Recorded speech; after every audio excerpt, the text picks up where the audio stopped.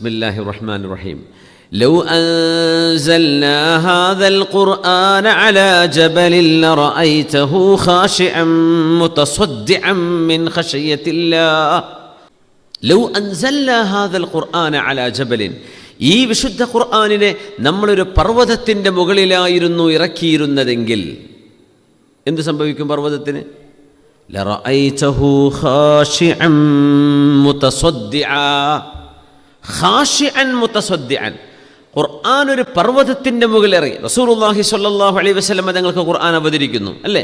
ഖുർആൻ അവതരിക്കുമ്പോൾ ആയിഷ ബീവി റളിയല്ലാഹു അൻഹ സ്വഹാബിമാരെ പറയാറുണ്ട്, തങ്ങളൊരു ഒട്ടകപ്പുറത്തിരിക്കുമ്പോഴാണ് ജിബ്രീൽ അലൈഹിസ്സലാം വഹയുമായി വരുന്നതെങ്കിൽ വഹയിൻ്റെ ഭാരം കൊണ്ട് ഒട്ടകം ഇരുന്നു പോകും, കുതിരകൾ ഇരുന്നു പോകും.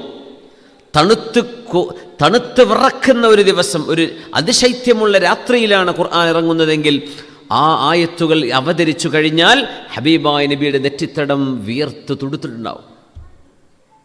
ഖുർആൻ ഭാരമായിരുന്നു. അതുകൊണ്ടാണ് നബിയെ അങ്ങ് തഹജ്ജുദ് നിസ്കരിക്കണം, വസ്ത്രം വൃത്തിയാക്കണം, രാത്രിയുടെ 1/3 അതിലേറെയോ 2/3 ഭാഗമോ ഖിയാമുൽ ലൈലിന് വേണ്ടി ചെലവഴിക്കണം. കാരണം ഇന്നാ സനുൽഖി അലൈക ഖൗലൻ സഖീല, ഭാരമായ ചില വാക്കുകളാണ് അങ്ങേക്ക് നാം ഇറക്കിത്തരാൻ പോകുന്നത്. അതിന് പ്രിപ്പയർ ചെയ്യണം. അതിന് ഒരുങ്ങുന്നത് അള്ളാഹുവിലേക്ക് അടുത്തുകൊണ്ടാണ്. ഖുർആൻ സ്വീകരിക്കാൻ ഒരുങ്ങണമെങ്കിൽ ഒരുപാട് തഹജ്ജുദ് നിസ്കരിക്കണം എന്നാണ് നബി തങ്ങൾക്ക് സ്വല്ലല്ലാഹു അലൈഹി വസല്ലം. അങ്ങനെ തഹജ്ജുദ് നിസ്കാരം ഒരുപാട് നേടിയെടുത്ത് അള്ളാഹുമായുള്ള അടുപ്പവും അള്ളാഹുമായുള്ള നൂറും മഅരിഫത്തും അങ്ങയുടെ ഹൃദയത്തിന് ലഭിക്കത്തക്ക വിധം അങ്ങ് റെഡിയായി കഴിഞ്ഞാൽ ഇന്നാ സനുൽഖി അലൈക ഖൗലൻ സഖീല, വിശുദ്ധ ഖുർആൻ ഇറക്കിത്തരും. അപ്പോൾ അത് സ്വീകരിക്കാൻ കഴിയും, അല്ലെങ്കിൽ സ്വീകരിക്കാൻ കഴിയില്ല.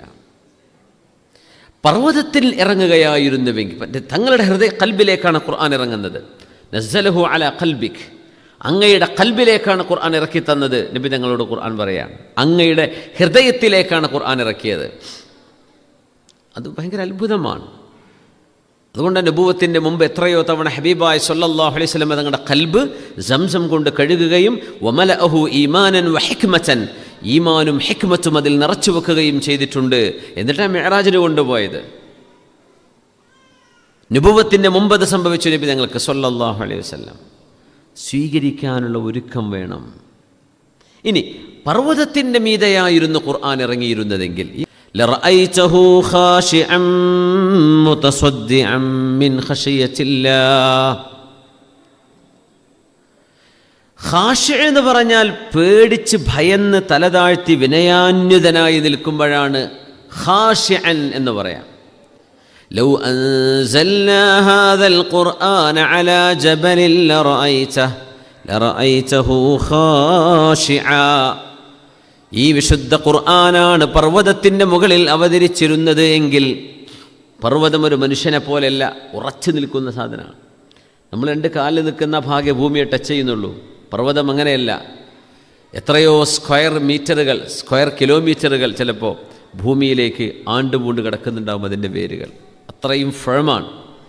നമ്മൾ 2 കാലിൻ്റെ അടിഭാഗമല്ലേ ഉള്ളൂ, നമ്മുടെ ബാലൻസ് തെറ്റിയാൽ നമ്മൾ വീണുപോകും. അങ്ങനത്തെ നമ്മിൽ അവതരിക്കുന്ന പോലെയല്ല, ഉറച്ചു നിൽക്കുന്ന, അതും ആഴമേറിയ വേരുകളുള്ള. വജഅൽനാ റവാസിയ, വിശുദ്ധ ഖുർആൻ പറഞ്ഞു, mountains have been deep rooted like pegs. ആണിയടിച്ച പോലെയാണ് പർവ്വതങ്ങൾ അല്ലാഹു ഇവിടെ നാട്ടി നിർത്തിയിട്ടുള്ളത്. ആണിയടിച്ച പലകക്ക് ആണിയടിക്കണ പോലെയാണ്. മുകളിലേക്ക് കാണുന്ന അത്ര തന്നെ വേരുകൾ പർവ്വതങ്ങൾക്ക് ഉള്ളിലേക്കുണ്ടെന്നാണ്, ഭൂമിയുടെ ഉള്ളിലേക്ക്. അത് പടുത്ത് കാണപ്പെട്ട ജിയോളജി പടുത്താണ് കണ്ടെത്തിയത്. വിശുദ്ധ ഖുർആൻ പറഞ്ഞു, അല്ലാഹു സുബ്ഹാനഹു വ തആല പർവ്വതങ്ങളെ പടച്ചത് റവാസി, ആണിയടിച്ച പോലെയാണ്, ഭൂമിയിലേക്ക് ഡീപ്പ് റൂട്ടഡാണ്. അങ്ങനത്തെ ഒരു സാധനം നബിയെ ഖുർആൻ അങ്ങയുടെ ഖൽബിലേക്ക് നബിയായ എൻ്റെ റസൂലായ അങ്ങേക്ക് അവതരിപ്പിക്കുന്നതിന് പകരം പർവ്വതത്തിൻ്റെ മുകളിലായിരുന്നു ഞാൻ അവതരിപ്പിച്ചിരുന്നത് എങ്കിൽ ലറഅയ്ത, ആ പർവ്വതത്തെ കാണാൻ കഴിയും, ഖാശിഅ, പേടിച്ച് നിൽക്കുന്നതായിട്ട് കാണാൻ പറ്റും. മുതസദ്ദിഅ, പർവ്വതം അത് നിൽക്കുന്ന അതിൻ്റെ സ്ഥായിയായ അവസ്ഥയിൽ നിന്ന് പൊട്ടിപ്പിളരുന്നത് കാണാൻ കഴിയും. ഖുർആൻ നമ്മുടെ ജീവിതത്തിലേക്ക് ഇറങ്ങിയാൽ നമ്മുടെ സ്വഭാവങ്ങളിൽ ചില മാറ്റങ്ങൾ വരേണ്ടതുണ്ട്. പർവ്വതം പൊട്ടിപ്പിളരുന്നവർ, ഖുർആനിൻ്റെ ഇൻഫ്ലുവൻസ് അത്രയും വലുതാണ്. അത് മനുഷ്യരിലേക്കാണ് ഇറങ്ങിയിരുന്നതെങ്കിൽ അഷ്റഫുൽ ഖൽഖ് സ്വല്ലല്ലാഹു അലൈഹി വസല്ലം തങ്ങളുടെ ഖൽബിലേക്ക് അല്ലാഹു തആല ഇറക്കി കൊടുത്തു.